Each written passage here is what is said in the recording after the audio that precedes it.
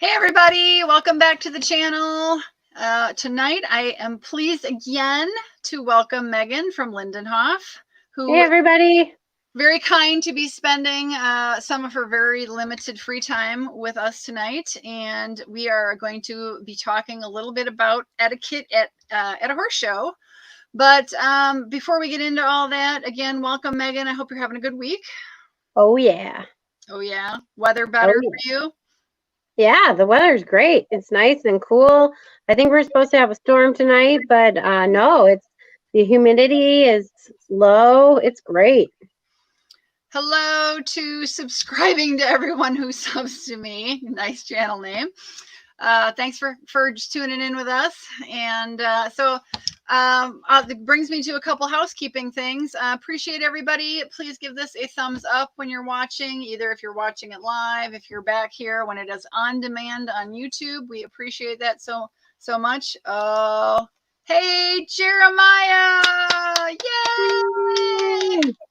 That's awesome. I appreciate that, Jeremiah, and I hope you're doing well, my friend. Long time no see or no YouTube chat. So it is great to see you. Let me see, Jeremiah. You think you'll be with us for a little bit?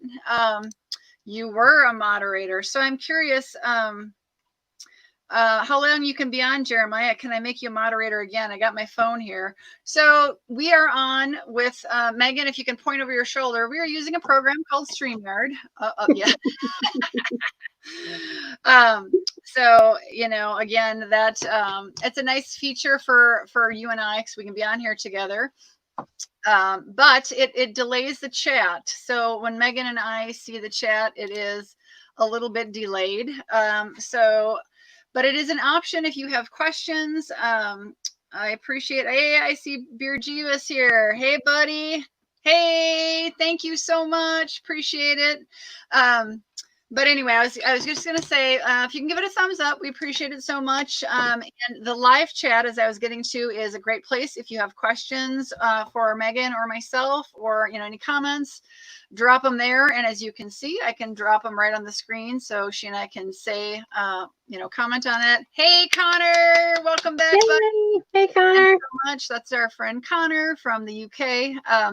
But also, if you want to support the channel, we appreciate you watching this with the ads turned on. Please don't use an ad blocker. YouTube likes to get paid, and it helps us keep this free. So appreciate that very much. Thanks very much, Jeremiah.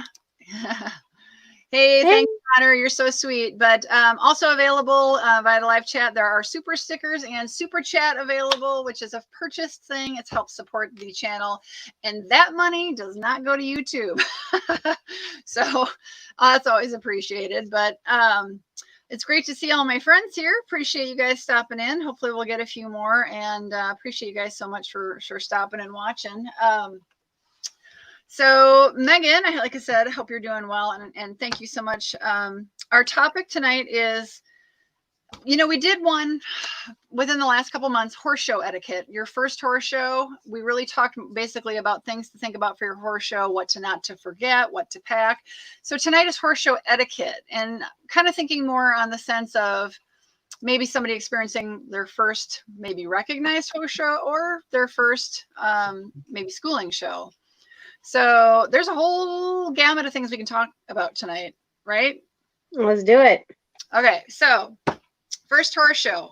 If you're going to go to a horse show, first thing you need to know is where and when. So that's a show bill. And usually in our sport, we sign up for our classes in advance. So there's show entries to fill out. So shall we talk a little bit about that? Yeah, let's talk about it.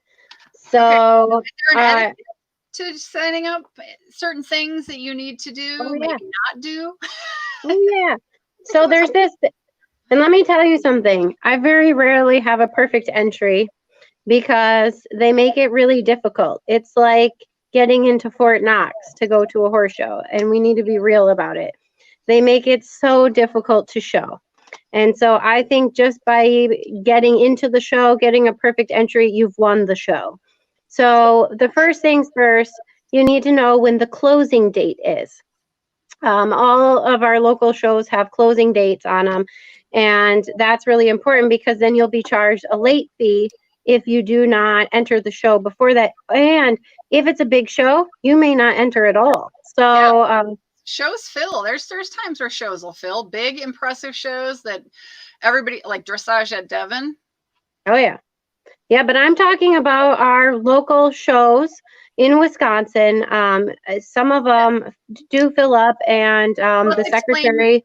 Let's back a second and explain why. So the sport of dressage, you're writing what we call a test, and there is a set time that the test should be written in. It's an approximation from A to B, but that gives you a certain amount of time for each rider in each class, right? So there's only a certain amount of time in the day. Is this what you're getting at? Why the show might fill? Correct. Or the show also needs to decide how many judges they hire. So if they're getting entries in and a lot of entries, they may hire an extra judge. If they don't get a lot of entries, they're not going to hire that extra judge, and then therefore you won't get in as well. There's also the time factor.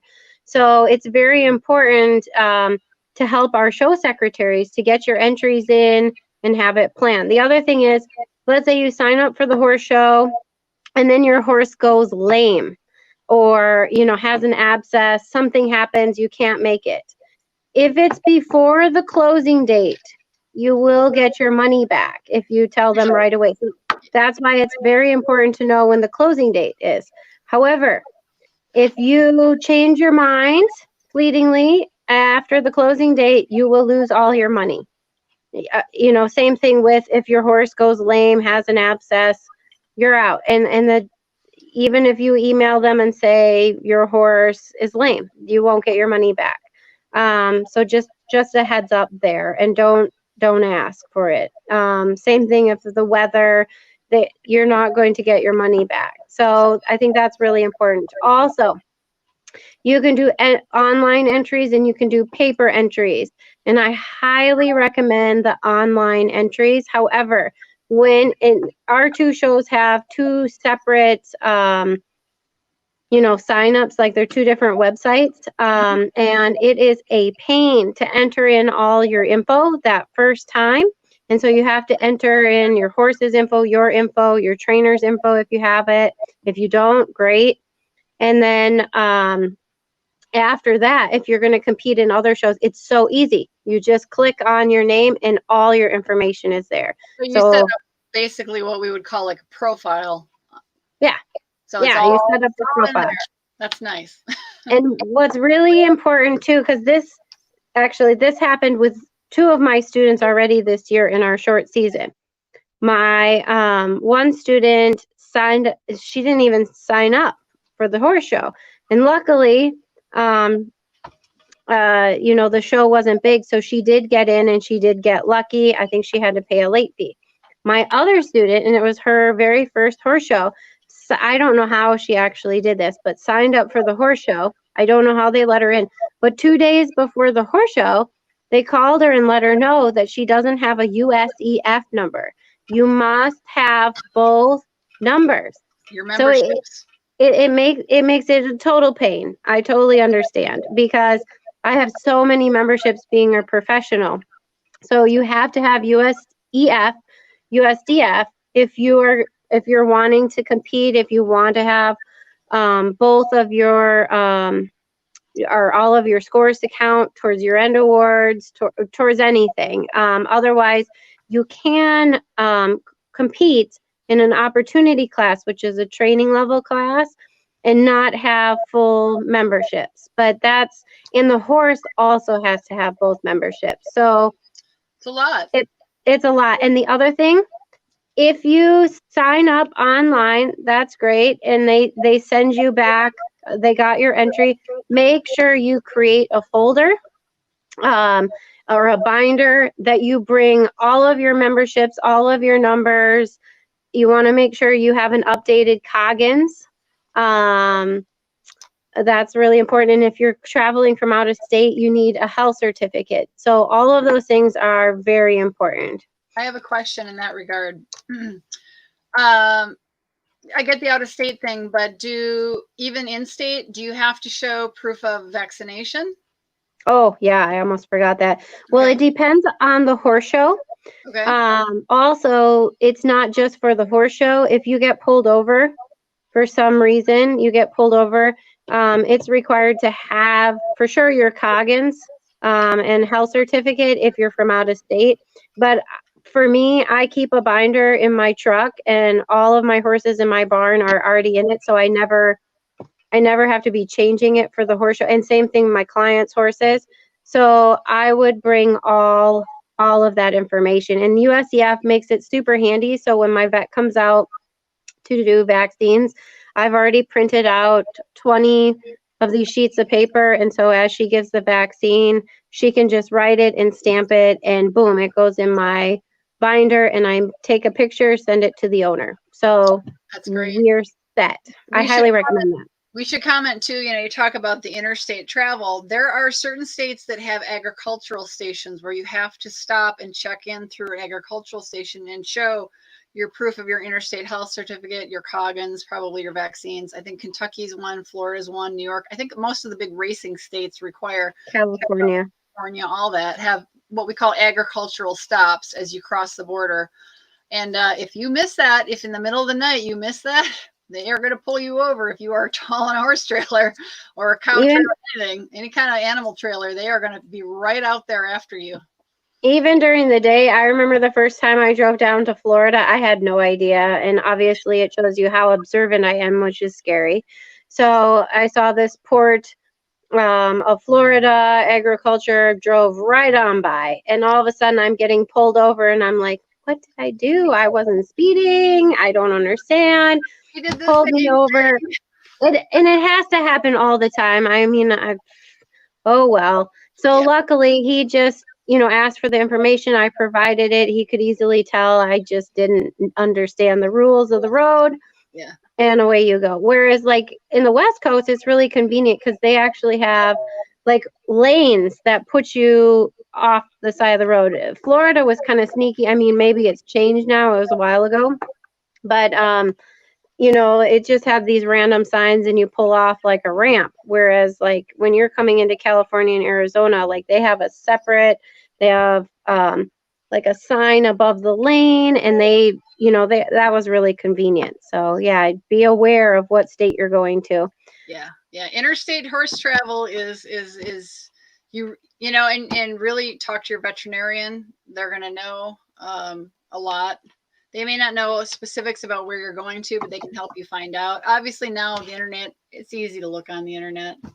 Gotta Google it. Oh, and your Coggins can be a year old.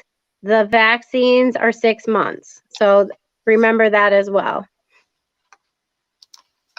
That is good information. So, anything else you can think of on just entering and getting ready to just get in the truck and go?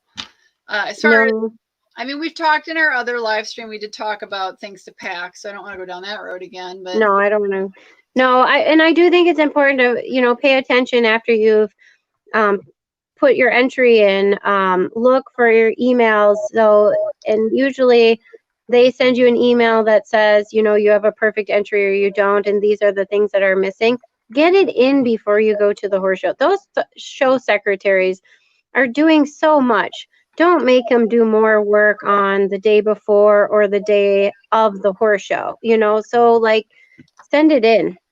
So that way you don't get there and you have to do all that paperwork. So yeah, and then I guess we can talk about when we drive up. so before we get into that point, though, I mean, to really bring that point that you just made home, if put your mind in the position of the show secretary. If there are 200 entries, the show secretary is required to make sure every single one of those entries has every single piece of paperwork completed. So if you want to be on that show secretary's angry side, screw it all up and ignore her phone calls or emails. But if you want to stay on her good side, have your paperwork ready to go, get it done. The other thing I would say is it's great if you have questions, try to put them all in an email and be patient about getting a reply. Don't bombard her with 40 phone calls and 25 texts and 15 emails. Try to get it all concise in a timely manner before things are due. Get it all into one email and then just be patient, and you will stay on that person's good side. Yeah. It's a tough job being the show secretary. It really is. Very tough. And I think another thing that might help too is also if it's available, try to find out where you're stabled before you get to the horse show. So that way, when you drive in, you know where you're going. At some shows, like Silverwood, they usually have it posted outside. Most of the time, we actually send some students out ahead, and so that they get the stalls ready, and so that way I can just drive right up to the stall. It's really convenient, unload the horses. So I highly recommend that if that option is available. But I think it's important to find out where your stall is located, and so that way when you come in, you know where to park. Because a lot of times, like going to like a regionals, I may not know the facility if it's a new facility in a different state. And so I try to get the map and kind of have an idea on where I'm going rather than, because after so many hours in the trailer, I think the horse wants to get out, you want to get out. So I think that's also really important. Know where you're stabled. So I think, do a lot of horse shows send out stabling information along with ride times and things if they can? Yeah. Most of them if they can. Pretty much figured out.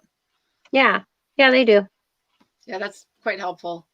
But yeah, like you said, you've probably been to just about every showgrounds in the nearest Midwest to you. And even East Coast. You've been to Devon, you've been to California, you've been to Florida. So, but as you said, show venues change. I can think of a number of show venues that I went to as a kid that aren't show venues anymore.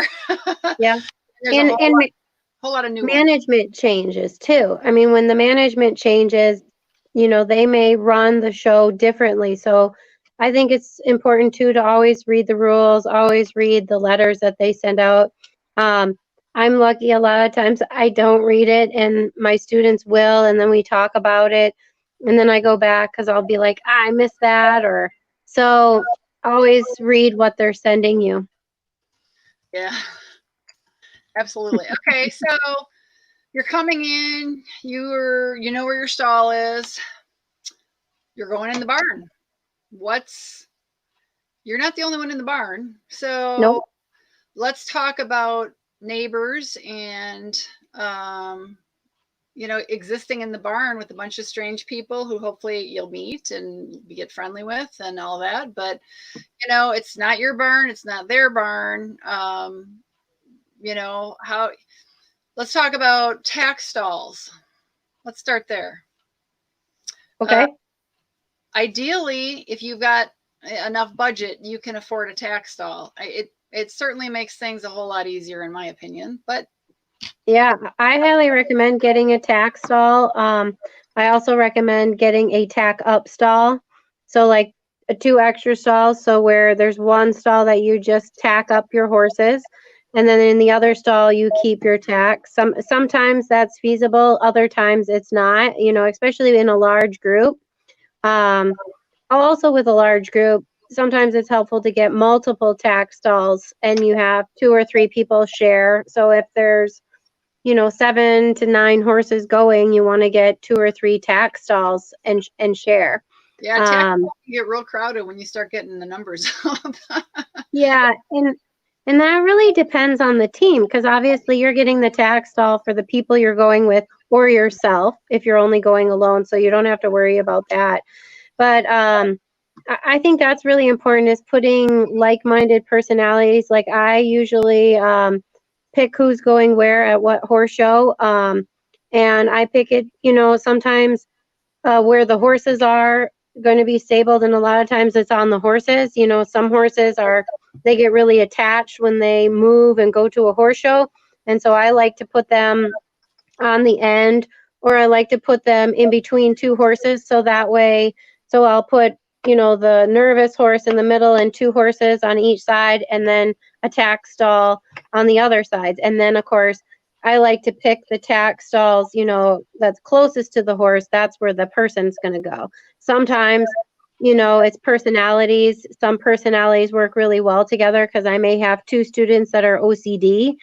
So put them together, and then I may have two students that are messy, put them together. You know, I think that's really important to put similar minded people together and in sharing the tack stall. That's the other thing. When I go to a horse show, my tack stall is pretty much organized the same way.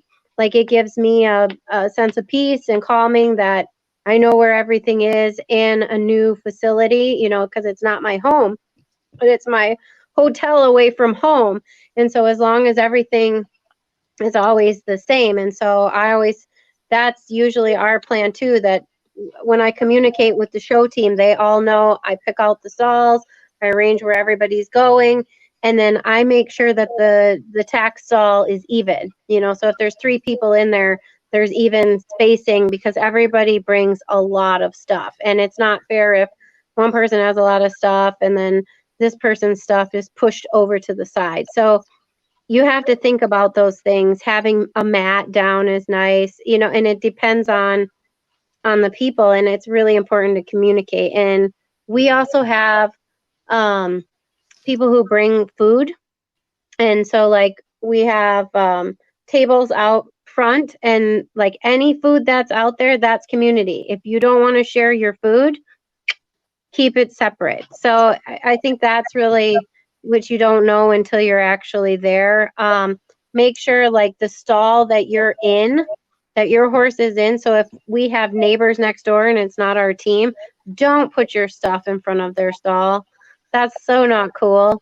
You know, same with like leaving out the manure fork, the manure bucket, you know, put that around the stall, like the outside of the barn. I'm trying to think of other etiquette things. Oh, when you get there, don't steal anyone else's shavings. That happens a lot, you know, because a lot of times, you know, mistakes happen, whether it's the people putting out the shavings, who knows? You have to go to the office first. If you don't have any shavings, don't steal your neighbor's shavings. Although we're lucky because on our show team, sometimes there's a person that may have like 9 bags and another person only gets 3. So when we first move in, I think it's really important that when you get to the horse show, you take care of your horse first. Don't go to the office. Don't talk to people you haven't seen in a couple of months. Like, put the shavings down, put the water in the stall, put the hay in the stall, and then take your horse out of the trailer. And then go talk to people. Yeah. Sign in. I think that's the first thing I do is we arrange where the stalls are, who's going where. We put shavings down. If there needs to be mats down, we put that down. The water, the feed bucket, and the hay. We get the horses off the trailer. And then we actually unload all of our stuff, get organized, and then I go check in to the office and get my number. Yeah. And so a couple of questions I thought of on the talk. We talked about getting a tack stall. We talked about, if possible, getting a tack up stall. For somebody who maybe is kind of by themselves, what do you think it's possible to have a tack and tack up stall, like as the same thing? Have your tack in the corner? No, I don't. Because if you put your stuff in there and let's say your horse gets upset, and it starts moving around, or maybe it manures, it's going to go all over your tack. It might break something. I think it's way safer to put the cross ties in the stall because there's nothing in the stall other than the water buckets. And so, you know, tacking them up in the stall, I think is much safer than having all of your equipment and buckets and then you bring your horse in. So I personally wouldn't recommend that. Maybe somebody is successful and their horse is, you know, very comfortable and confident, and maybe that's not a problem, but I wouldn't recommend it.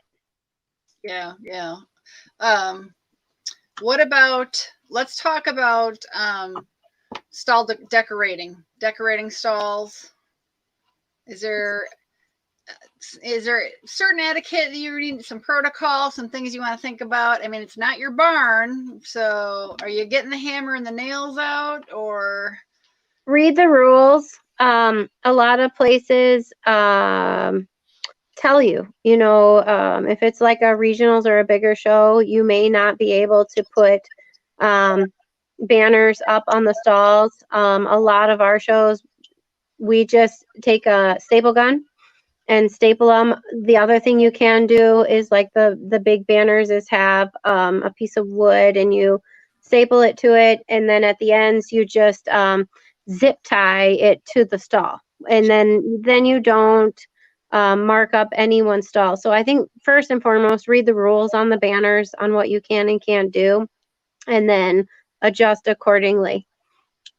absolutely. And that's important because it is somebody else's property. And as a barn owner and farm owner, Megan, you and I both understand it's very expensive to have a barn, a building with a roof over it, and it's incredibly expensive to build and put stalls in. So, so Megan, before we get into the next discussion, we actually have a guest here who wants to ask us a question. So, yay! hang on a second. Welcome, Jeremiah, to the stream. Hey. Hello. Hey, my friend. How are you? I am good. Good. We can see you. You can see yourself, I hope. Yes, I can see myself. So, did you come up with a question or two for Miss Megan? Yes, I am newbie. I have no idea about horses. So, if I wanted to ride a horse, what would I get? Would I ride like a pony, or would I ride a horse? I highly recommend you ride an older, smaller horse. Usually stay away from the ponies and find a trainer and see if you can ride one of their school horses and take a lesson. And ask specifically for a lunge lesson. They're so much fun. Yeah, they are. Ooh, sometimes they come around in our block, and it's not happening this year, but they'll come around and they'll have a horse. I rode one before.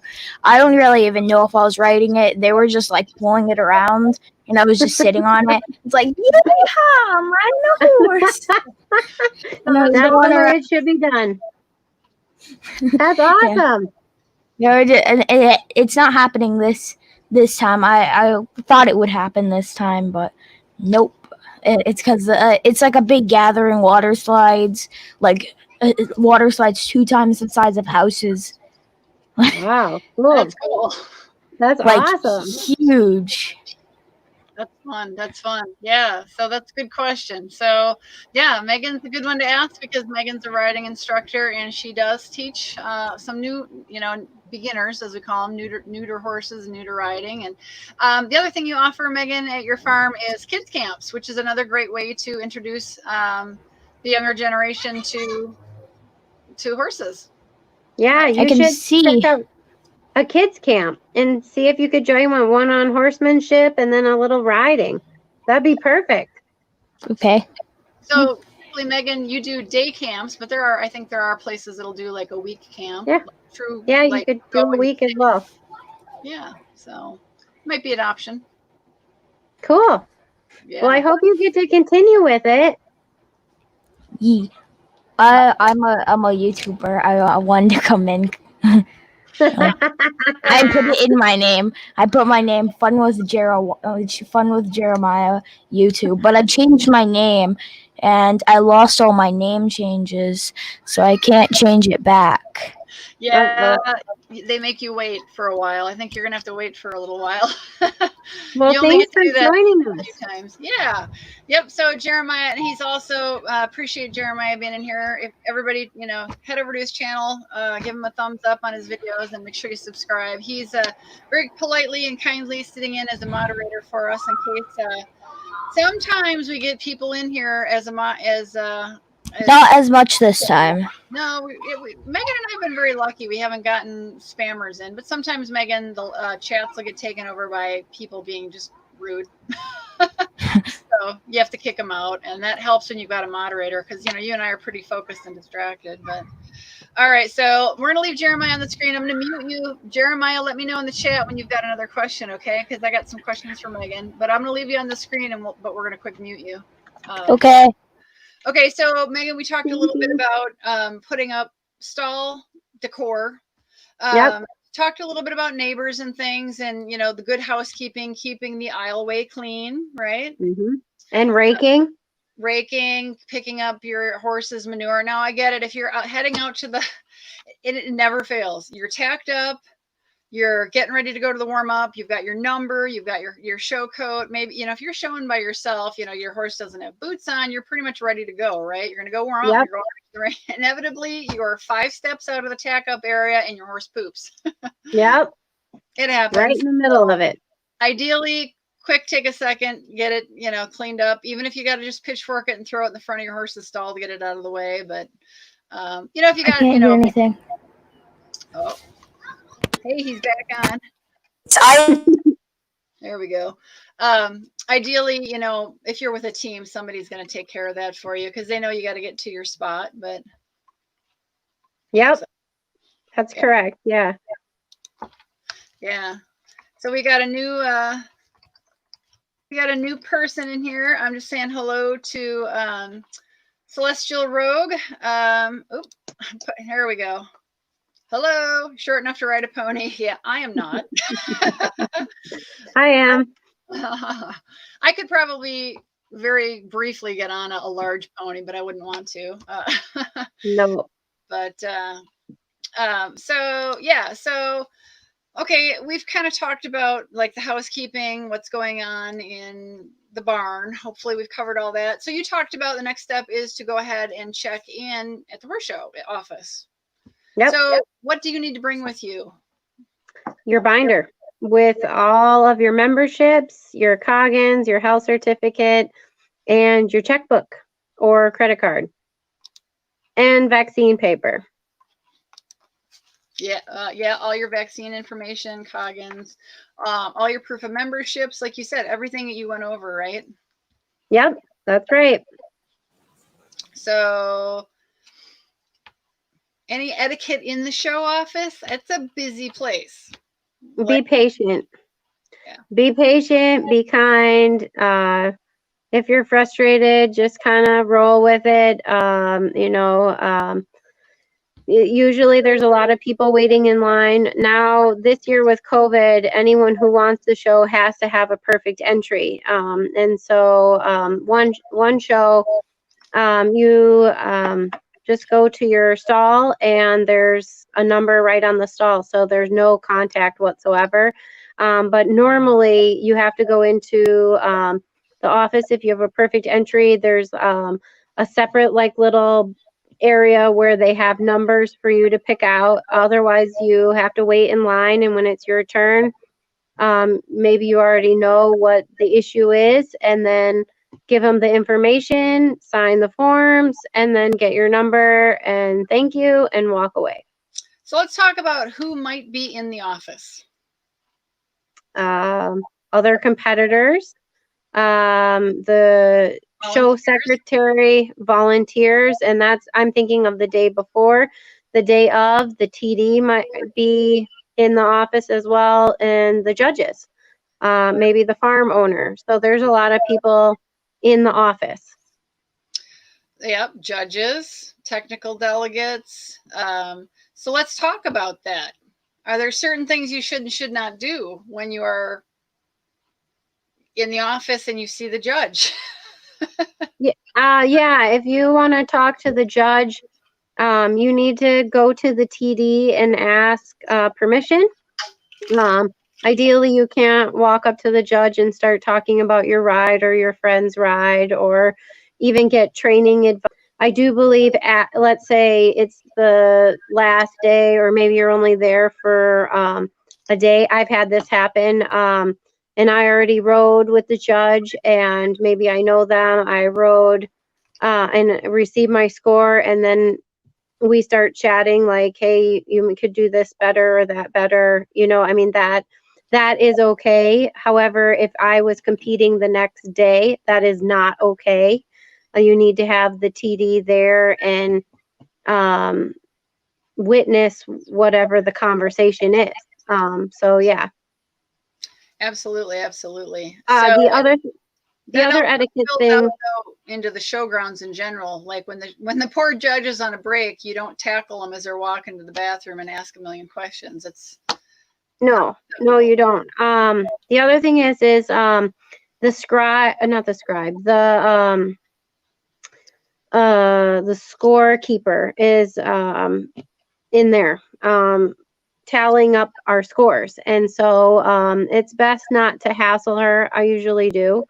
However, ideally, it's best to wait until your test is put in the binder or wherever they keep. Some shows have them in a little box and you can pick it up. Others, you have to check in and ask for your test. mm-hmm. And so it's best to wait for your class to be posted. Otherwise, you cannot get your test. All of the scores have to be in. The class has to be placed, and then you can get your test sheet back.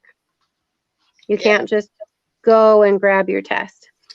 There's bound to be volunteers running in and out of there who are trying to get the attention of, the volunteers that are in the office. There could be scribes in there, like you said, if they're on a quick break, or if maybe they're showing up to scribe for, the next set of classes, or after, a break, or after lunch, all kinds of things. And it's a busy place, and it can be very stressful for the show secretary to be coordinating all that. Mm-hmm. So, okay, so we talked a little bit about arrival, what's going on in the barn, what's going on in the show office. So what about the showgrounds in general? Let's talk about, newbies who maybe haven't really read the rule book like they should. What can you not do, or what should you not do with your horse at a recognized show? And that's a big can of worms, but I'm thinking of just taking the horse out of the stall, and maybe you want to go lunge it. You can do that. Make sure your number is on the bridle or the halter. You can't lunge in a double bridle. You can in a snaffle. I've also seen a cavesson or a halter. But your number has to be on. Side reins? Can you lunge them in side reins? You can lunge them in side reins. You can't lunge them in like a neck stretcher or any of the other pieces of equipment that we have available. Okay. Only side reins. Yeah. So it's really key, as we, kind of talking about stuff like this, you need to acquaint yourself with the rule book, especially the dressage section, but the general sections as well. But there's some pretty specific things that you can and cannot do. So it's important, in regard. So the thing I am thinking about is just taking your horse out to graze, taking your horse out for a walk. You're at a recognized horse show. What do you need to have on your horse at all times when you leave the stall? You need to have the number on. Yeah, that's what I said. Yeah. It doesn't matter what you're doing. And of course, sometimes we forget, or we're switching. Yeah. Like, let's say you rode your horse, just came back, you stripped it down, put it in its halter. You're not, and usually there's only one number. Sometimes there can be two, which is more convenient. But you always have to have your number on. Fortunately for me, most people know who I am, so they're all watching me and very helpful. Yeah, I'm laughing because I'm saying that because you think you got your horse's number on, and you think you had it on securely, and your horse shakes a fly off, and you don't even realize the number went flying. And you're down finally grazing, and somebody's like, you don't have your horse's number, and you're like, what? And then you find out somebody found a number laying in the grass. And you get a call over the intercom, so and so, please come to the office. So it happens. It can be a fine to be out and about without a number, right? That I've never been fined.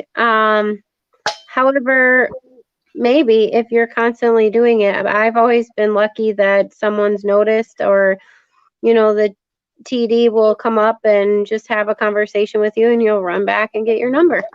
I don't, but I think on a whole, most people don't do it on purpose. I think that's important too. And the TD, the judges, they all know that. They all want us to do well. So, yeah. Yeah, absolutely. But I'm laughing because it never fails. Either you forget or the horse.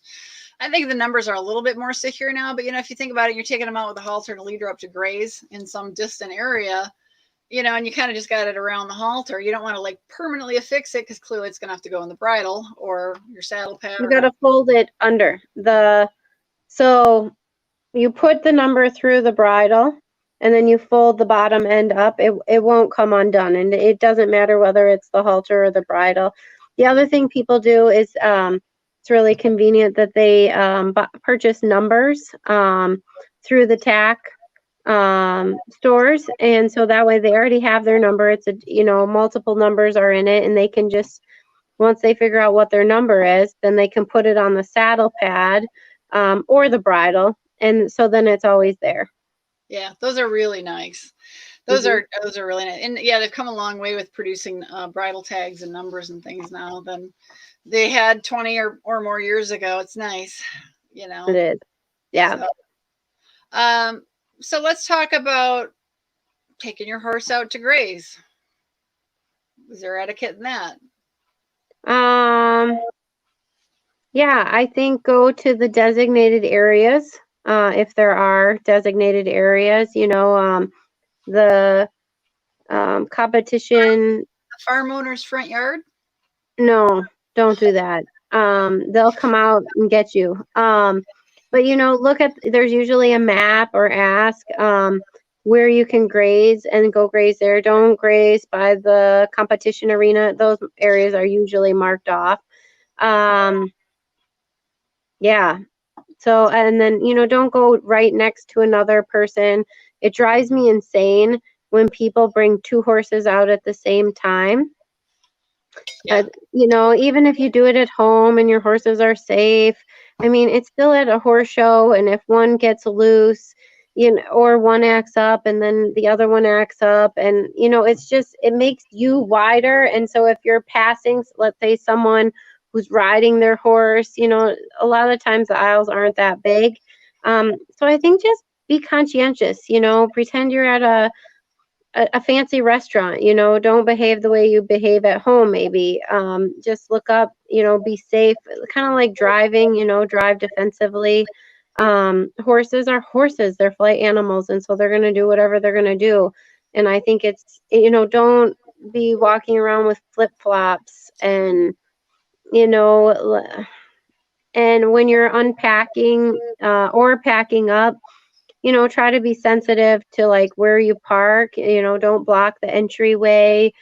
Don't be too noisy. Another etiquette thing, which I'm bad at, I love to listen to music, so I turn up the music, but I always ask my neighbor, do you mind if I listen to some music? Because some people don't like country, some people don't like disco.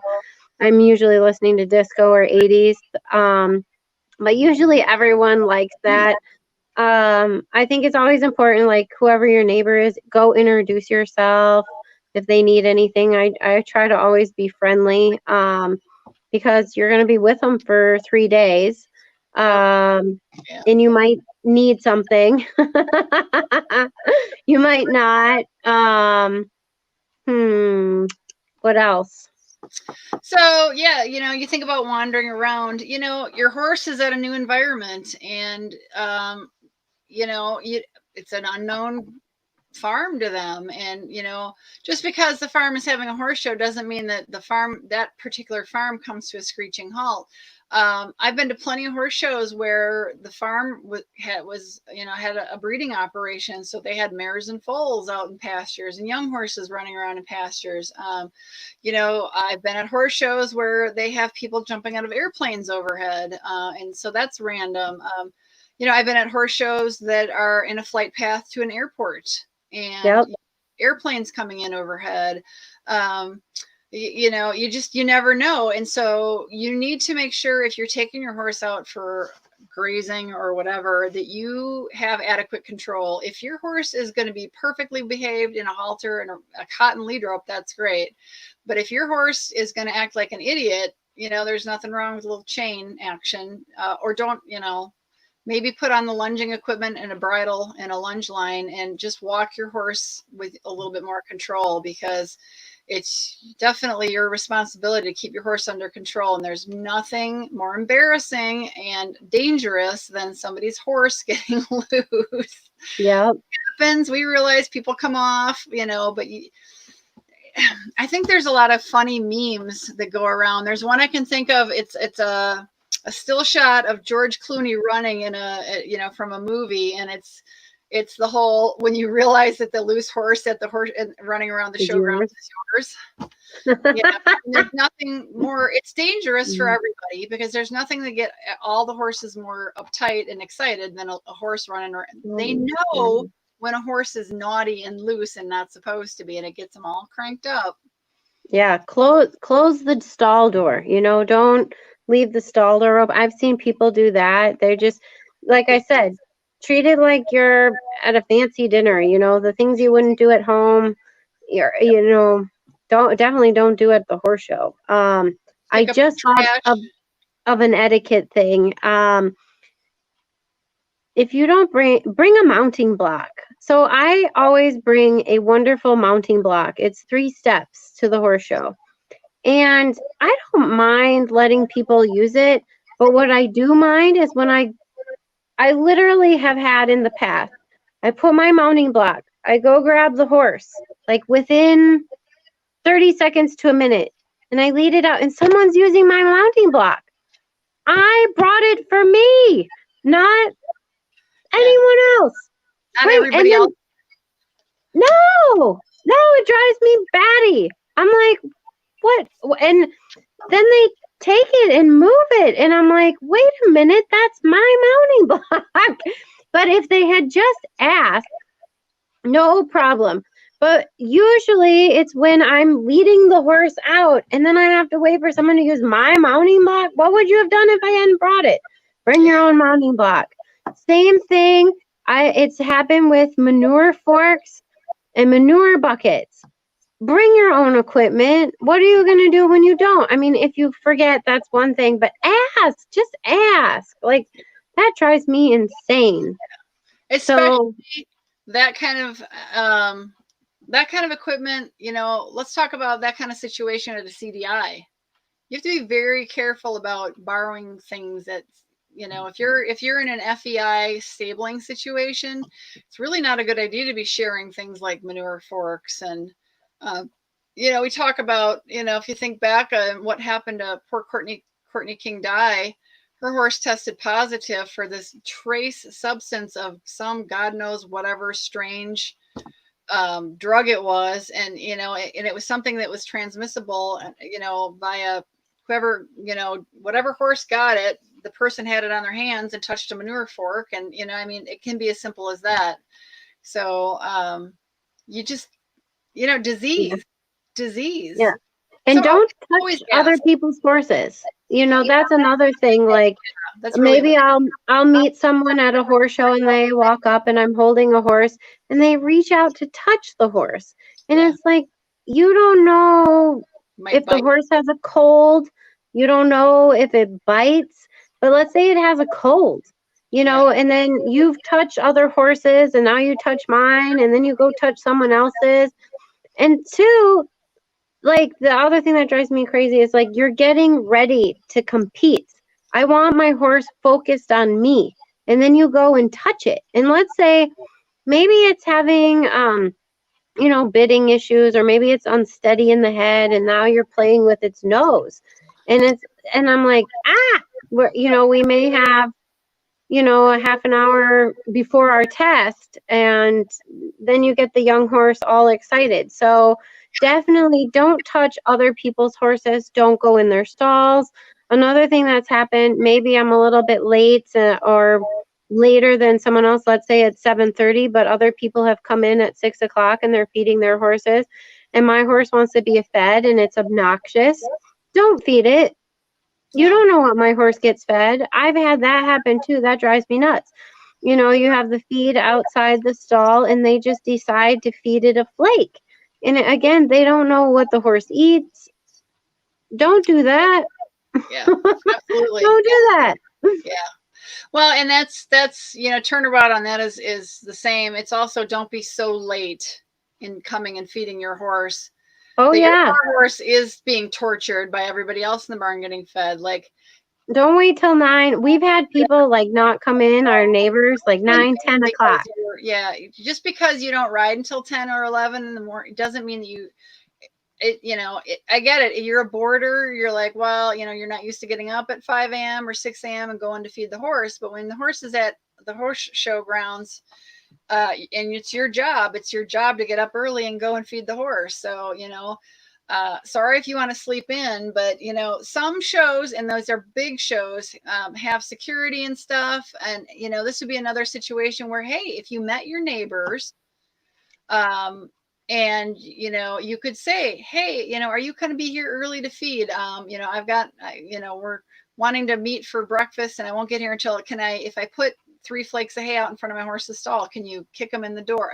That's the kind of thing that you can, if you're friendly with your neighbor and you guys are, and you're comfortable with the situation. But don't be rude. Don't be that person who doesn't show up to the showgrounds until 9 o'clock in the morning and your horse has got no food, no water, and is pissed.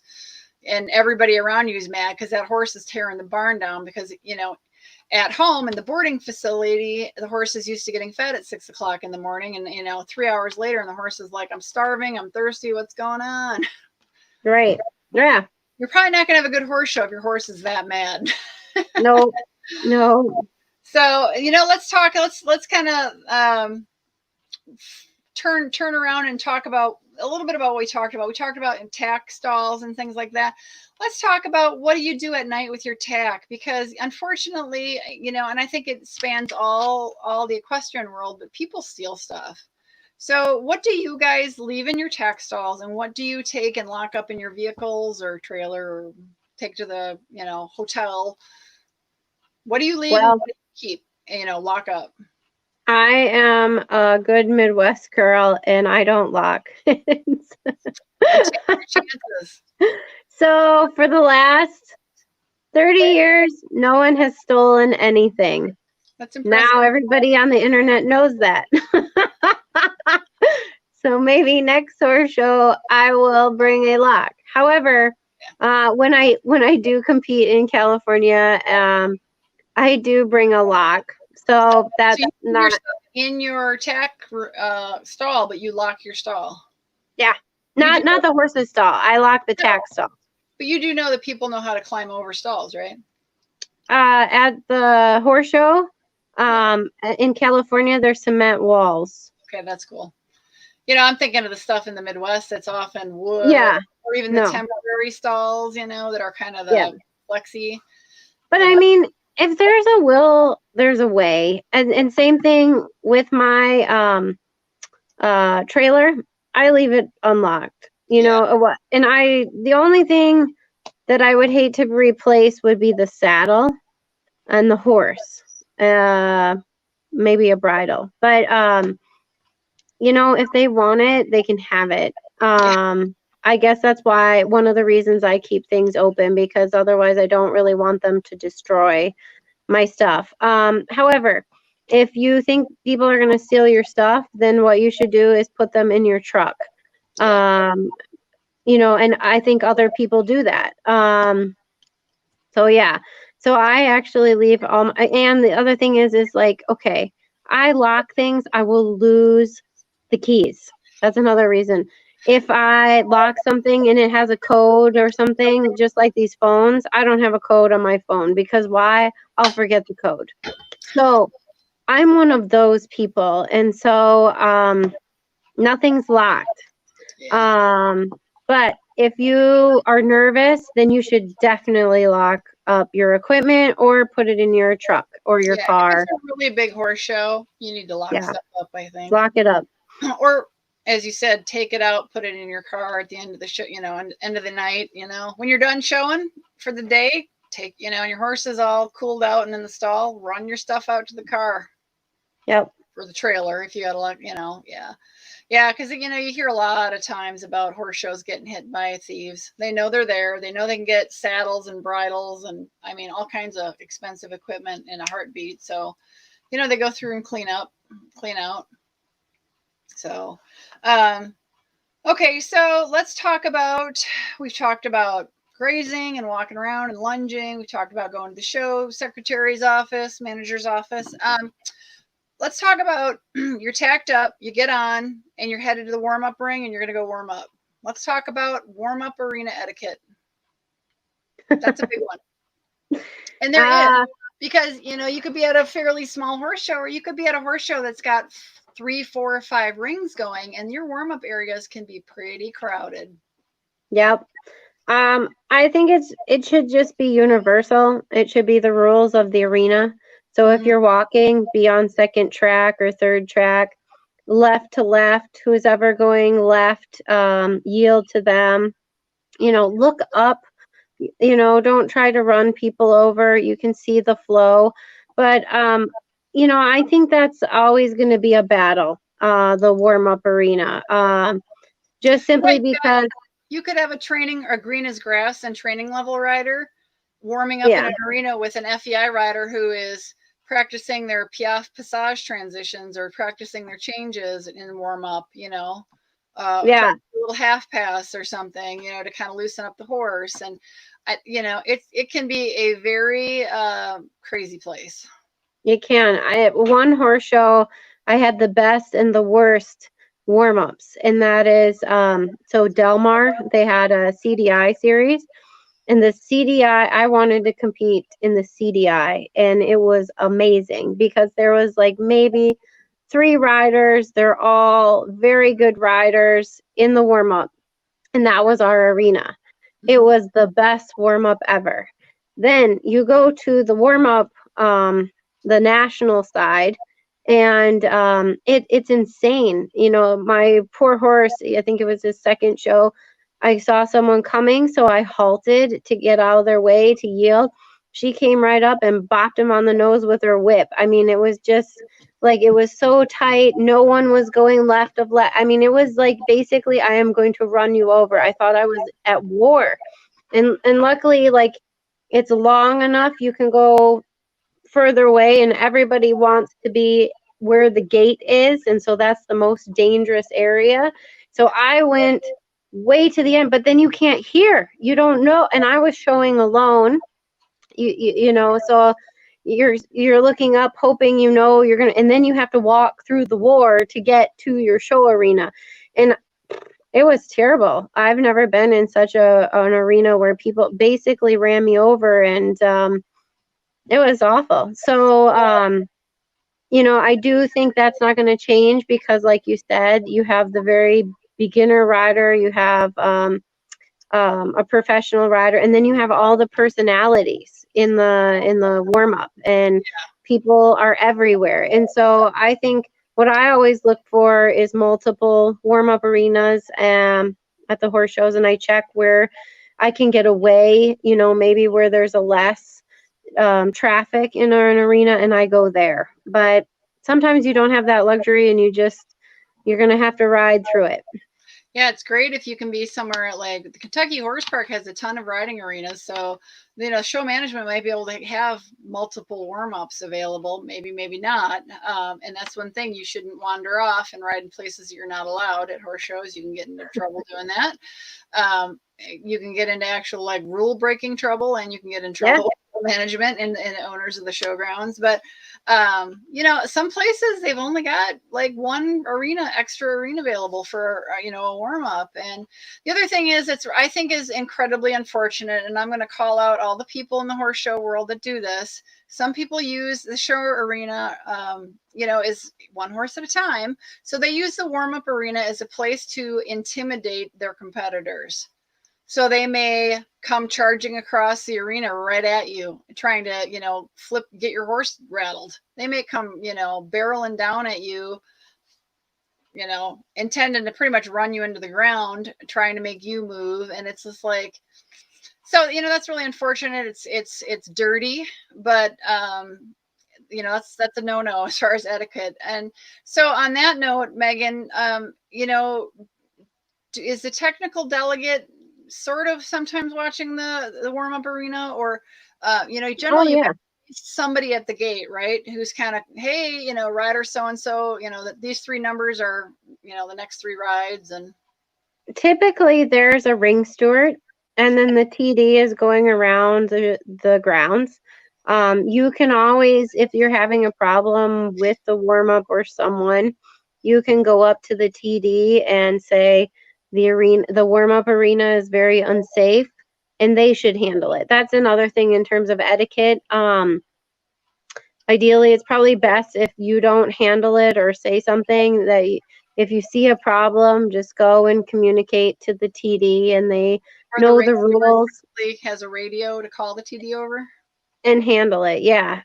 Because, you know, it's so rare, you know, that I see some kind of abuse, or I haven't had anyone doing the intimidation in the warm up.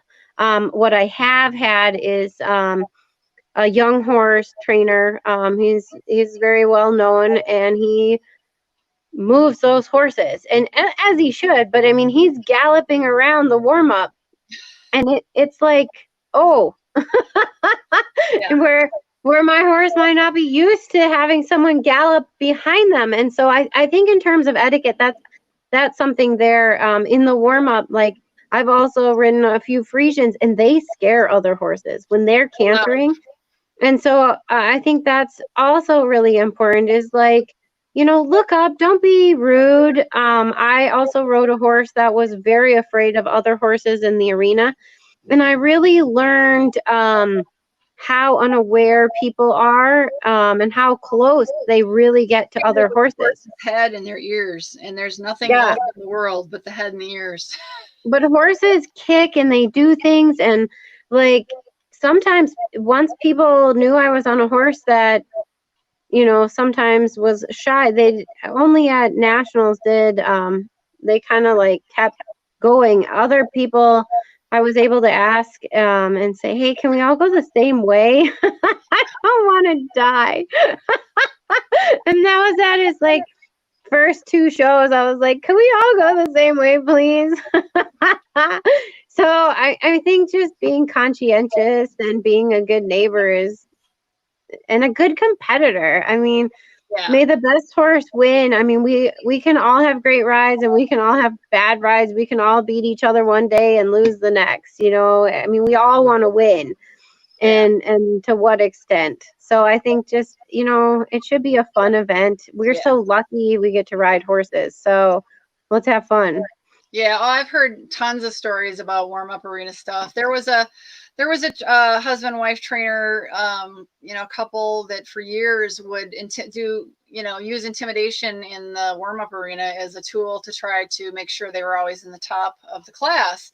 You know, if they identified a particular horse and rider as something that, you know, really talented horse and rider that may be a problem, you know, might get a better score than theirs. You know, it was an intimidation situation that would go on in the you know, in the warm-up arena. I mean, they would literally, you know, say you're trying to change directions, they would absolutely run their horse at you across the, you know, the arena right at you, to trying to get your horse rattled, get you rattled. I mean, go by you so close you thought they were going to basically run over the top of you, you know, and that's bad sportsmanship. You know, so it's unfortunate when people do that. And the other thing is, people got to remember, you know, there's going to be kids showing, and look out for the kids in the warm-up ring. You know, they give them a little bit of a break, and give them a, you know, a chance. They're new. They probably aren't experienced as far as, you know, in life in general. And it can be scary for a kid to be at the first couple of horse shows. You know, it can be scary for anybody, but, you know, so yeah, ring steward's available.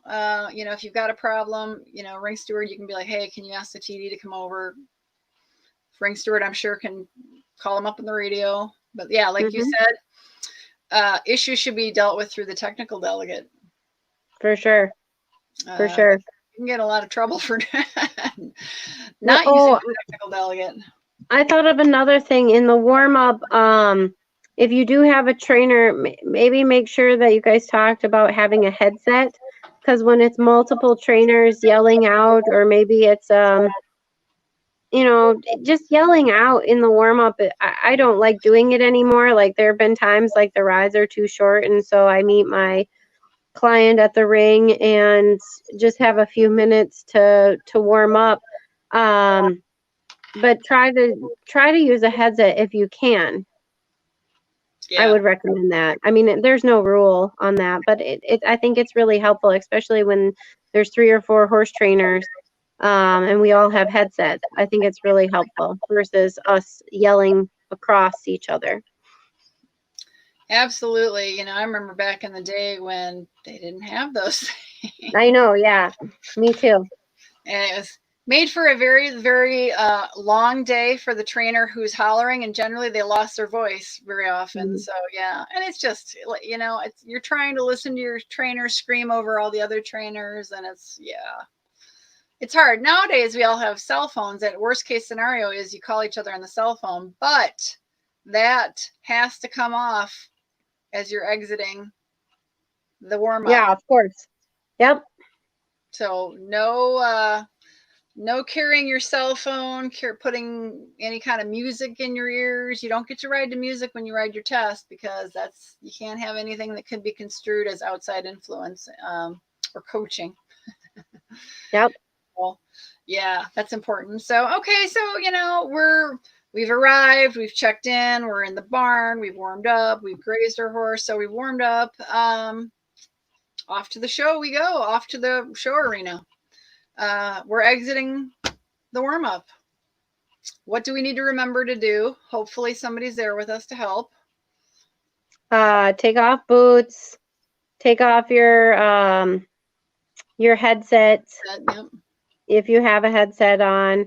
Also make sure that the rider that's in the arena ahead of you has saluted. You cannot go in the arena or around the arena until their test is finished. Also make sure that check in with the ring steward. There's usually a ring steward, right? Yeah, check in with the ring steward. Make sure that the judge rings the bell before you enter. We had that happen this year. I had a student that she was just like, all right, I'm going in. She went right in. That happens. I think a lot of, and that's a first horse show thing, especially Megan, if you've got a crowded show grounds and there's running multiple rings, I've stopped in the middle of a test. One will have a whistle, one will have a bell, one might have a cowbell or something. They have to try to differentiate, but sometimes, and then you got the announcer announcing, rider so-and-so is riding this horse and this ring, and there's a lot of noise, and you got readers calling your tests to people, and so and it's quite loud. And I remember one time I was at a horse show, I could have sworn that my judge's bell was wrong. It was a multiple rings, and I heard what I thought was I don't remember if it was a bell, and I was like, oh shit, I trotting right in, and the whistle blew, and she's like, I didn't call you in. I said, I said, I could have sworn I heard you, and she, just go ahead and go out, and you could get eliminated for that, but they, very gracious and said, no, I understand you must have thought you heard it, just out you go, and we'll let you know. And that judge was very careful to literally, it must have been a whistle, I was literally going past the judge's stand, and as soon as I got by, when I was fairly close, blew it. So, okay, you heard me that time, but sometimes it's loud at shows that it's hard to hear. And know your rings, whistle, bell, noise, judge's noise. Yeah. I've been in the show arena and I hear someone else's bell that I thought was mine and have stopped in the middle of my test. So that also happens. So yeah, it just happens. Yeah. So hopefully the arenas are marked. It'll say ring 1, whistle, ring 2, bell or something, or your ring steward will let you know, hopefully. Yep. But that's probably a pretty legitimate question if you're at a multi-ring show and you can't figure it out. When you're approaching the ring steward, you can say, hey, I'm rider number so-and-so. I'm here to, my ride is in ring 3. And, if you don't know, you could say, can you tell me is it a bell or a whistle, or what is the judge? What's the judge packing? What are some of the things that they use? Obviously, a bell and whistle. Bell and whistle, yeah, or a car horn. Yeah, car horn. That works. Yeah. Not an air horn, but yeah. So that can be kind of tough. So question is, qualifying classes, Megan, are you allowed to have a dressage whip when you are riding in a qualifying test? Yeah, it's just a championship class. Okay. At regionals, you can't have a whip or a CDI or a national, the national finals. Okay, so that really hasn't changed. Nope. You never know. But yeah, last check, and sometimes I can't tell you how many times I've been to a show and a rider approaches, and I mean, it's like you kind of go, oh my gosh, and you run over and you're like, hey, rider number blah blah blah. Yeah, and they're looking at you like, what? And you're like, you still have your boots on, your horse's boots are still on. Oh my gosh. Like Yeah. maybe their trainer is busy and nobody was there to remind them to take their horse's bell boots and just sport boots off, or and then it's oh my god, they full blown panic, and it's like, well, if your horse is polite, I can help, but is he going to kill me? You don't want the poor rider to have to get off and quick take everything off, throw it in a pile, and try to get back on right before they go in. But it happens. It does. So it does happen. If you are seeing somebody who just is exiting the warm-up arena and is looking like they're marching down to the show ring and they still have their boots on, don't scare the horse and jump out of a bush, but be like, hey, rider number blah blah blah. Hey, do you know you got your boots on? Are you, just a reminder, your horse still has their boots on. I mean, because maybe they want them on. Maybe they do have somebody, maybe they're afraid their horse is going to act stupid in the walk from the warm up to the ring, and they want that horse's boots on until they get to the safety of being near the ring. And then maybe they've got a groom that's going to meet them there and take it off. You never know, but it is, be polite about it in approaching them if you can, and don't be surprised if they say, yeah, I'm good. or if they go, oh, thank you so much. And they turn around and back to the warm-up ring going, trainer Megan, oh my God. It happens, right? It happens. Yes, it does. Everything. Or they forget, maybe they meant to put their coat on and they don't really have the appropriate shirt to be in the show ring. Hey, it happens. Sometimes it happens. So it happens. Yeah. So, or their horse's tongue goes over the. Hopefully that doesn't happen. But so, any other etiquette as far as when you're going into the show ring? We know the rules. You can't talk. You can't. Not that I'm. You can say hi to the judge and tell him your number. That's usually what I do. When I go around, that's helpful for the scribe. Absolutely, yep. Be polite. They're there, the judge is there to judge you. So smile. Even if you're terrified, crack a smile, because if you have, I don't know about you, but when I start concentrating, I make funny faces. Oh, if you're freaking out, you don't want to be like, oh, I look mad. Yeah, when I'm concentrating, I look mad. For years, people are like, did you have any fun? And I'm like, oh, yeah, that was amazing. And they're like, what? You look right? Miserable. Because I was like, oh, well, we've talked about this on another live stream. I had a habit of sticking my tongue out. Oh. Concentrating. Oh, that's awesome.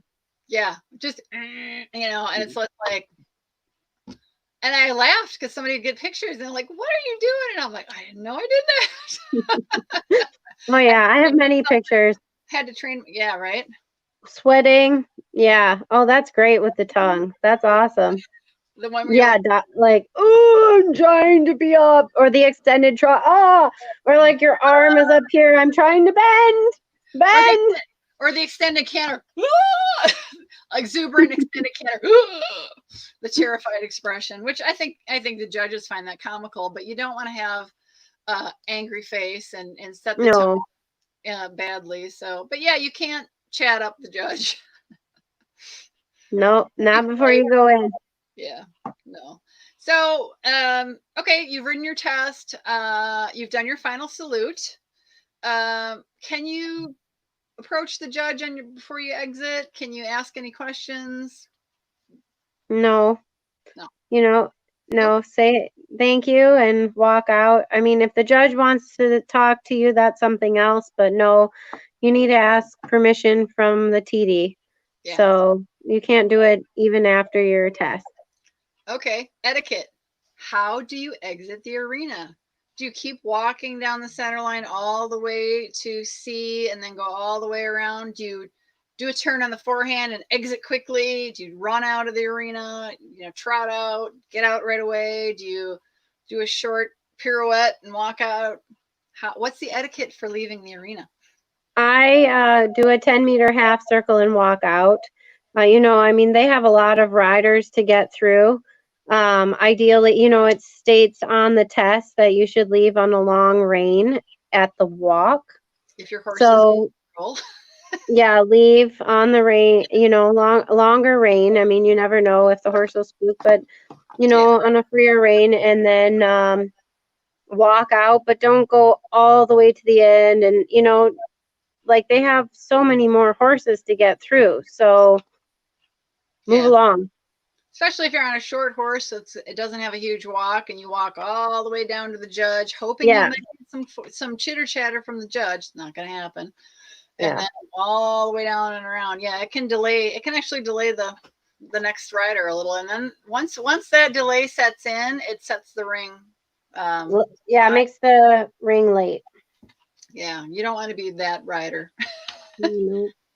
So anything else you can think of for, in the show ring etiquette? Let's talk about, you can have a scribe at other than at, championship type classes, right? Yeah. When can you not have a scribe?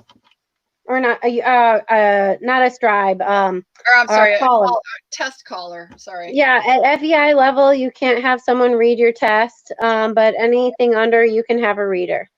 What about at regional?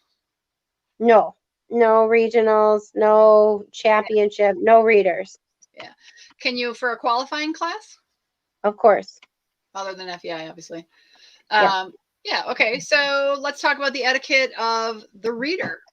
Where, what is the reader's etiquette for, when can they go in to the arena and find their place, and where should they stand?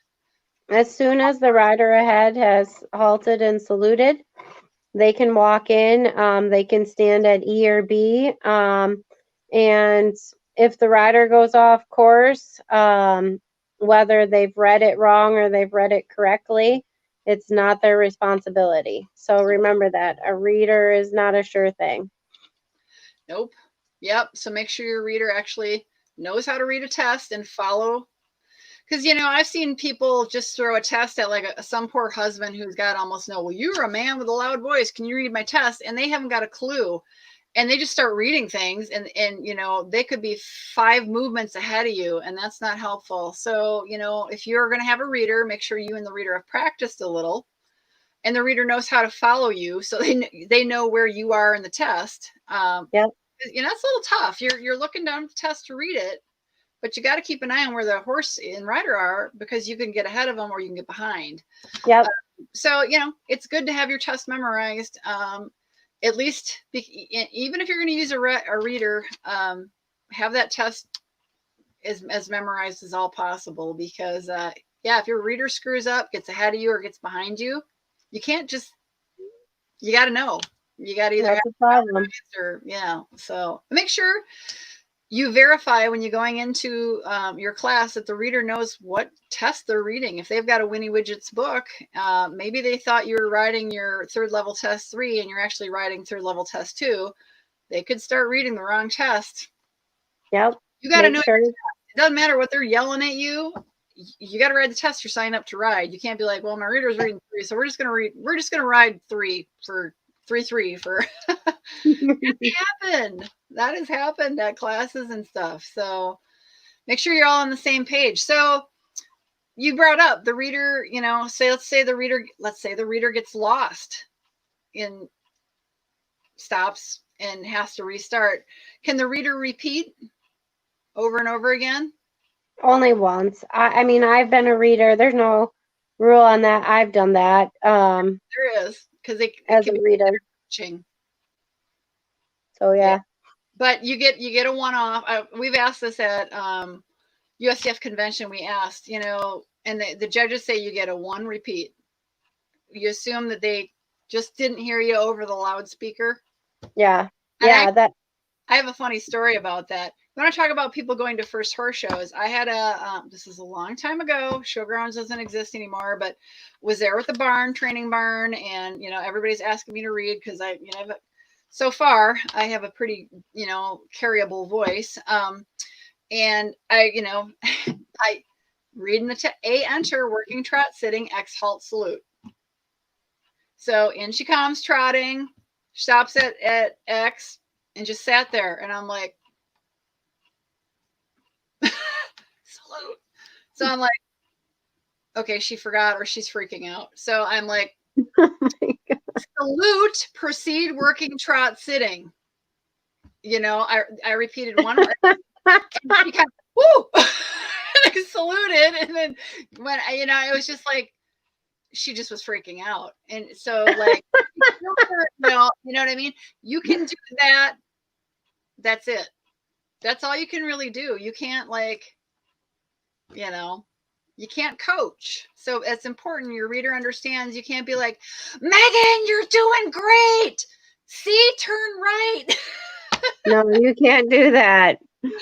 Well, people who have never experienced it, parents, enthusiastic parents, it's okay, honey, you're doing great. Can't do that. So yeah, and yeah, it's best to have a reader who understands the test and can follow. But yeah, it's surprising how many people think they can get away with a little coaching while they're reading. It's like, nope, you can't. Can do. So a reader should be at either E or B. Yes. So yeah, I mean it's the middle part of the arena where you're going to be bellowing in each direction, right? Yep. Then they can hear you. Yeah. So okay. Any last thoughts on etiquette as far as in the show ring, exiting the show ring? No, I think that's good. Yeah, exit the show ring. Watch where you're going. If you dropped all your horse's boots and dressage boots and bell boots, make sure somebody picks them up. Pick them up, take them back. Off. So what do? Do you hang out? Do you go back to the barn? No, move along. Take care of your horse. Don't be in the way of other people. So go and take care of your horse. He just did a great job for you. So if you need to cool out, for sure, farthest back corner of the warm-up arena to walk out and cool out your horse. Don't get in the middle of everybody else's warm-ups and cause. I think usually being able to just walk back to the barn should be enough. I mean, usually it's a long walk, and so that should be plenty of time to walk back to the barn. Don't go, and if you've had a bad ride, this is not the time to school unless it's a training issue. You didn't have enough warm-up time. But otherwise, if your horse is acting badly, get off. Don't ruin other people's warm-ups. If you got a horse who's being incredibly naughty, we all want to just keep riding and school them through it, but you cannot interrupt everybody else's show experience. You can't take that horse. If your horse has been bucking in the show ring, you don't want to take that horse into the warm-up ring and have it bucking in the warm-up ring. You're going to have nobody happy with you if you do that. Take it to, another warm-up, but don't ruin everybody's warm-up. I don't like it when people do that. Yeah. But let's say you had a great warm-up, take your horse back, take care of him, let him hang out, give him some grass, let him hang out in the stall and pack up your stuff, and then load up your horse. Grab your test, give the number back and load up your horse. Yeah, so let's talk about that. Rough guess, and it depends on the size of the show and how many scorers they have, but how long, between when, you've ridden and you may be able to go up and find your test, maybe it could be a half an hour. It could be 2 hours. Class. You could be the second ride of the class of 2. You could be the second ride of the class of 30. Well, and the secretary might be backed up. They may not have volunteers. I mean, there's a lot of reasons why you might not get your test back immediately. You know, they have to have runners that are going out there regularly. They need to have someone tallying up your score, and maybe she's, you know, has so many tests. So it could be a half an hour and it could be 2 hours. So again, when you know they're busy, maybe offer to help. Otherwise, come back later. Yeah. Don't harass the show office staff because you're impatient. Yeah. Yeah, just I don't know. Do runners go and collect tests halfway through a class, or do they wait until the class is over to collect all the tests from the class?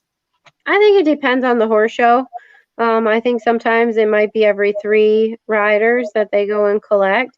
It might, you know, at a championship, it might be every, you know, you just don't know. It all depends on how much staff they have. Um, yeah. Of course, at the top shows in the world, it's computerized scoring for the scribe, so it's there's no test to pick up. Yeah, but there is. I mean, well, maybe now not so much, but they would have that, but then you have to also check and verify. So there's, you know, an immediate score may come out, but it could also be wrong, and they do have to verify that.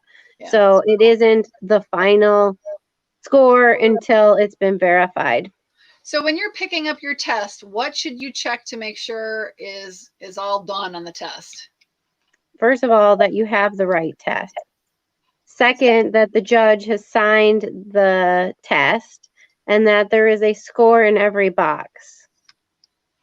So what happens if you go back, you know, and you're looking through, you're walking back, you're reading your test, you know, you're texting and walking, you're walking and you're reading your test and you're kind of wandering all over, and you look at your coefficients and you're like, oh man, my you know, my extended trot across that diagonal, man, this is awesome. I got a 7.5 times 2, and they only gave me 14, and it was a 7.5 times 2. It should be 50, you know. So what happens if you notice a scoring error? You have to bring it back, I think, within 45 minutes. I'm not sure, but definitely within a certain amount of time, you need to bring it back. Otherwise, if you wait till the next day, no. Yeah, class has been placed. Play. Yeah. So Yep. yeah. So ideally you don't wait forever to pick up your test, because you could miss that opportunity. I mean, because some people, I think, just are like, you know, maybe they got 2 classes for the day and they just wait till the end of the day and they go pick them both up. Yeah. You could miss out on getting incorrect, you know, if there was an error, you know, in the scoring, you could miss out on having that corrected. Yep, you could. So, you know, there's some, it's tough. There's some don't wait, but there's also don't just hover around the show office. Yeah, you shouldn't hover. Yeah, it's tough. That's a tough one, but yeah.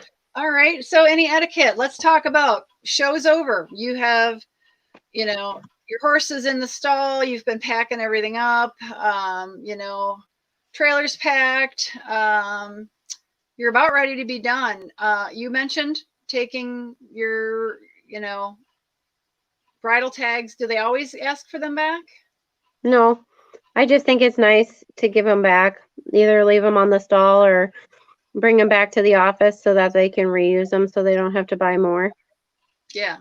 Let's talk about how you leave the stabling area. It depends on the horse show. Some there's a stall deposit, and if you want the stall deposit back, you clean the stall. Otherwise, you forfeit your stall deposit. What do you mean by clean the stall? Clean it out. You strip it. So all the shavings, all the manure. Other shows, you can just leave it. It doesn't matter, but you're going to want to check and make sure that you've picked up all of your things, you know, cross ties, boots, buckets, that they're all packed in the trailer. Yeah.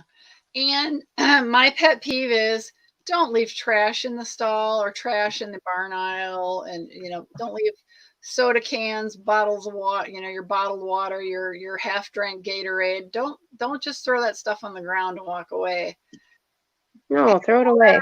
and run it over to the trash can and be polite when you leave, because there's nothing, you know, it's we're lucky to have places that allow horse shows, facilities that are willing to do it. It's a lot of wear and tear on a property to have all that traffic going on. And, you know, it's important that competitors remember, don't be a slob. Don't leave trash everywhere.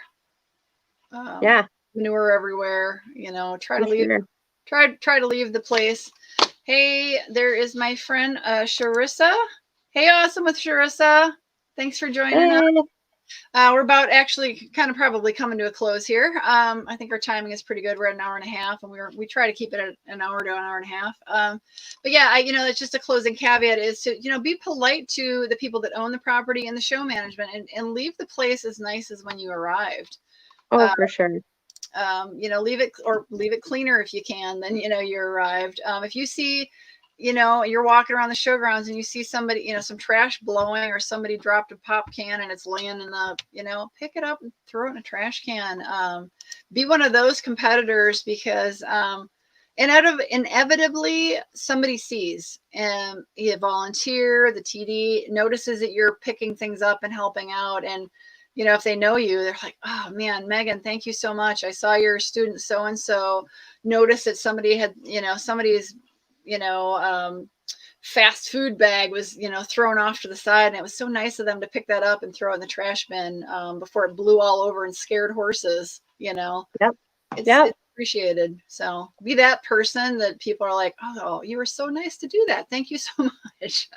Definitely be that person.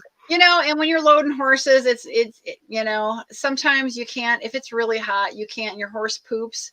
You know, do your best to clean it up off the driveway before you go. But if you've got a horse who's throwing a tantrum in a trailer, you do have to take safety in mind. But do your best to, you know, if your horse poops loading, try to get it cleaned up, and don't just pitch it off to the side of the road in the grass. You know, if you can, you know, if you've got you should have a manure fork and a bucket in your trailer if you can, you know, even if you just throw it in your trailer to dispose of when you get home. Show management and the property owners will appreciate the fact you didn't just leave it. So for sure. 200 trailers coming in and out, 200 horses. If they all poop when they're loading, they all leave it there, the place is going to be a disaster. So, yep. Yes, it will. Well, anything else you can think of that we missed talking about on etiquette? I think we kind of, I think we covered it all, from arrival, settling in, warming up. I think we nailed it all. Being a good competitor, being a good sport. Yep. All right. Well, cool. Thank you. This is the time of the live stream where I say, Megan, how do these people, if they have questions, how can they get a hold of you? They can call me 608-445-8531. They can email lindinhofllc@gmail.com. We also have a website, lindinhof.com, and you can check us out on YouTube. We have a lot of videos, and it's Lindinhof 1. Just Google or search it on YouTube and come on out. I'm happy to answer any text messages. I'm better with texting than I am phone calls. So yeah, happy to help anyone. And is that how you spell it? I should have capitalized L, but nope, that's perfect. No, that's perfect. So you're on Facebook. You got a page on there. Yep. And I do believe down below in the description, I have left a lot of your information as well. So she's got great videos on her channel. Check her out. You know, give them a thumbs up. Subscribe to her channel. You know, I'm sure she appreciates it. Check out her website. Check out her Facebook page. Is it a group or a page? It's a page, right? It's a page. Yep, it's a page. Yeah, come check us out. Go follow. Well, thank you. And, thank you for having me on. Yeah, and we try to do these live streams once a week. We've we started off doing them on Thursdays, but it's horse show season now, and you are generally packing for horse show on Thursday nights. So we have kind of decided to change and transition them to being Tuesday nights. I think it just makes a lot of sense. So no, I think it's great. Well, thank you so much.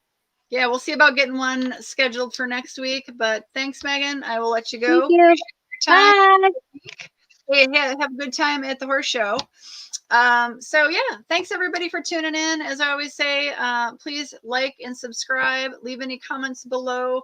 If you missed this and you're in the live and you're watching it on demand on YouTube, would love to hear from you. Would love to know if you have any questions. And as always, we would love to know if there's any particular topics you would like Megan and I to discuss in a future live stream. And we of course invite you to visit the channel and check out. I do have a playlist, Equestrian live streams, where all these live chats that I've done with Megan are there. We have done a whole bunch of them, have talked about a whole variety of stuff. So appreciate it so much. And again, if you are watching this, I hope you watch it with the ad blockers turned off and allow the ads to run. YouTube very much wants to get paid for hosting this, and we appreciate the support of the channel so much. So hope everybody is happy and healthy and having a good summer, and appreciate you all for checking in. And we will see you guys next time, and hope you all have a great night. Thank you. Bye, everybody.